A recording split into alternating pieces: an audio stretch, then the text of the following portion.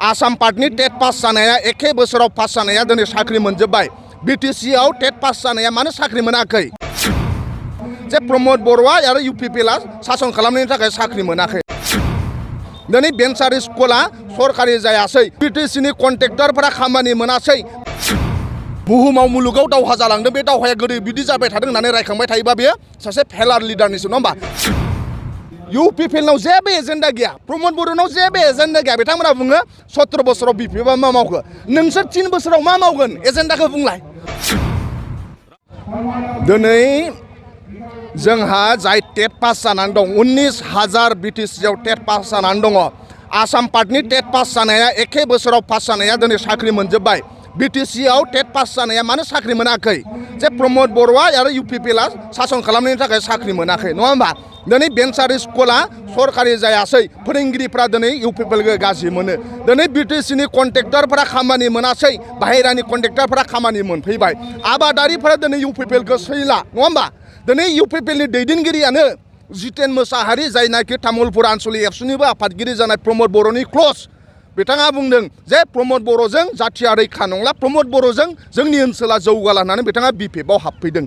Khairabari ब्लकनि फाउन्डार president Bhupen बर' UPPनि फाउन्डार प्रेसिडेन्टमोन UPPखौ गारनानै दिनै BPF दोलोआव फैदों दिनै पावाराव UPPलासो दङ नाथाय अब्लाबो UPPखौ गारै गारै फैनानै दिनै BPF दोलोजों जयनिं जादों दाखालि बावैसो मा होनो जोंहा बरमा आन्चलिक एबसुनि बारग' आफादगिरि रमेश बर'आ पावाराव दङ UPPला अब्ला BPFआव फैदों दिनै 25 बोसोर बोरै सासन खालामगोन आबादारिफ्रा UPPखौ सैला जोंनि जाय इडुकेटेड यां जेनेरेशन बिथांमोना UPPखौ सैला कन्ट्रेक्टरफोरा UPPखौ सैया बिभिन्न जाति जनगोष्ठीया UPPखौ सैया दिनै BPF दलाव फैगासिनो दङ आरो बयनिफ्राय इन्टारेस्टिं जाय इउनिभार्सिटि बारग'नाय जाय दिनै कलेज बारग'नाय बै यां जेनेरेशना दिनै BPF दोलोआव जगदान जाफैदों मा बुंदों बिथांमोना जे BTCखौ बासायनो नांगोन जेरैखि जाया BTCखौ बासायनो नांगोन मानाव गेदेर हाग्रामा महिलारि सारखौ लाबोनांगोन BTCआ जोंनि सम्पद होनदों BTCआ जोंनि ओंखायनो बे BTCखौ बासायनो होननानै दिनै यां जेनेरेशनफ्रा सेंग्रा सिख्लाया दिनै BPF दोलोआव जयन जागासिनो दं बेफोरनि साइना मा नङा होमबा राजु नार्जारिया जुदि रायजोजों अनजानाय खामानि मावोब्ला रायजो राजानि खामानि मावोब्ला मा 50 बोसोरखौनो सासन खालामनो हागोन बिथांमोना दिनै नाथाय रायजो राजानि मोनसेबो खामानि मावनो हायाखै आं बुंबाय थायोना नोंथांमोननि चेनेलनि गेजेरजों प्रमद बर'आ बुंदोंमोन गाव शिफ्ट जानायनि उनाव जार्नालिस्ट वेलफेयार फान्डआव 10 कोटि फैसा होनायनि बाथ्रा बुंदोंमोन सासेबो मिडियानो 10 कोटि फैसा होआसै बड'लेण्ड इउनिभार्सिटियाव फरायनाय मास्टार डिग्री खालामबाय थानाय आरो ग्रेजुएशन खालामबाय थानाय साफ्रोमबो फरायसाफोरनो 2,500 होनायनि खोथा दंमोन रावबो थाइसेबो मोनासै नङा होमबा रावबो थाइसेबो मोनासै 5 लाख सेंग्रा सिख्लाफोरनो साख्रि होनायनि खोथा दंमोन 5 लाख नङा 3 बोसोर जाबाय प्रमदआ शिफ्ट जानाया दिनै सासेबो साख्रि मोनासै नङा होमबा दिनै उल्टा टेट पास जानायखौ आसाम पार्टना साख्रि मोनबाय BTCना साख्रि मोनासै 5 लाखनि गेजेराव सासेबो बिथांमोना साख्रि होनो हायासै नङा होमबा दा बेबादियाव जोंनि सेंग्रा सिख्लायाबो बिथांमोनखौ सापर्ट खालामला ओंखायनो BPF दोलोआ पावाराव फैनांगौ हाग्रामा महिलारि सारा पावाराव फैनांगौ होननासो सेंग्रा सिख्लाजों लोगोसे UPPनि दैदेनगिरि गुबुन गुबुन दोलोनि दैदेनगिरिफ्रा BPF दोलोआव फैगासिनो दङ नङा होमबा नोंथांमोनानो नुगोन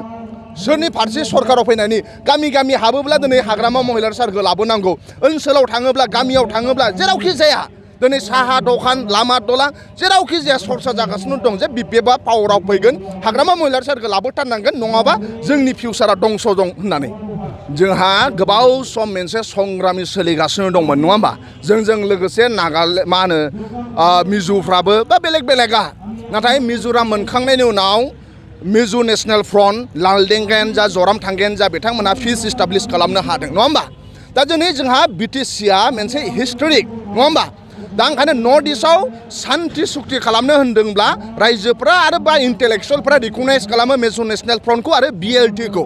नङा होमबा मोनसे गोबाव संग्राम खालामखांनायनि उनाव बर' हारिनि मोनसे 6 सिडुल एरेन्जमेन्ट होदों बर' भाषाखौ 8 सिडुलाव सोदों आरो गुबुन गुबुन नङा होमबा मोनसे पिस जादों नङा होमबा दा मोनसे संग्रामा सोलिबाय थायोब्ला बाव गभर्नमेन्टनि एगेन्स्टआव प्रटेस्टफ्रा जायो नङा होमबा नाथाय दिनै BTR एकर्डनि उनाव प्रमद बर'आ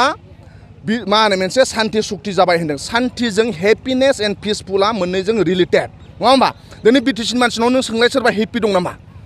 रावबो बुंनाय नङा हेपि रावबो गैया BA पास MA पास जानायफ्रा हेपि गैया गोजोननाय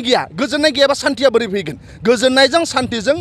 रिलेटेड मोनथिबायना आगदा आथिं आरो आगसि आथिङा जेरै जोंनि थाखाय सासे मानसिनो नांगौ नङा होमबा पिस एन्ड हेपिनेस दिनै फोरोंगिरिफ्रा हेपि नङा आबादारि हेपि नङा इयुथआ हेपि नङा एक्स एन डेपि जाय रिभलिउसनारि 34-35 इयार्स हाग्रायाव दङ बिथांमोना दिनै हेपि नङा दिनै जेल सिङाव दङ बिथांमोना रिभलिउसनारिफ्रा हेपि नङा सिगनेटरिफ्रा हेपि नङा बर' रायजो राजाया हेपि नङा कन्ट्रेक्टरफ्रा हेपि नङा M A pass B A pass स्टुडेन्टफ्रा हेपि नङा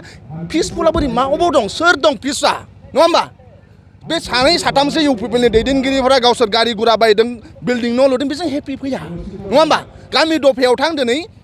रावबो गोजोननाय गैया ओंखायनो बिथांमोना जे बुंबाय थादों बिटिआर एकर्डनि उनाव गोजोन फैबाय मिनिंलेस फरायसाफ्रा गोजोननाय गैया कन्ट्रेक्टरफ्रा गोजोननाय गैया रिभलिउसनारि एक्स एन डि बि सिगनेटरिफ्रा गोजोननाय गैया थ' गोजोनाव बाव दं गोजोन गैया बाव नङा होमबा गोजोनखौ लाबोनांगौबा मानसिनि सेहेरायाव खुसि लाबोनाय जानांगोन नङा होमबा ओमफ्राय हिस्ट्रिजों मालाबा जाया फार्स्ट फिउचारखौ जों मोजां खालामनो नांगौ नङा होमबा बुहुमाव मुलुगाव दावहा जालांदों बे दावहाया गोदो बिदि जाबाय थादों होननानै रायखांबाय थायोबा बेयो सासे फेलार लिडारनिसो नङा होमबा गावनाव इउ पि पि एलनाव जेबो एजेन्डा गैया प्रमद बर'नाव जेबो एजेन्डा गैया बिथांमोना बुङो 17 बोसोराव बि पि एफआ मा मावखो नोंसोर 3 बोसोराव मा मावगोन एजेन्डाखौ बुंलाय 17 बोसोरा थांबाय जा लुनांगौ इउनिभार्सिटि लामा दालां लुनांगौ लुलांबाय बिथांमोना नोंथांमोननि आखायाव मा एजेन्डा दङ दा इउ पि पि एलनाव जेबो निउ एजेन्डा गैया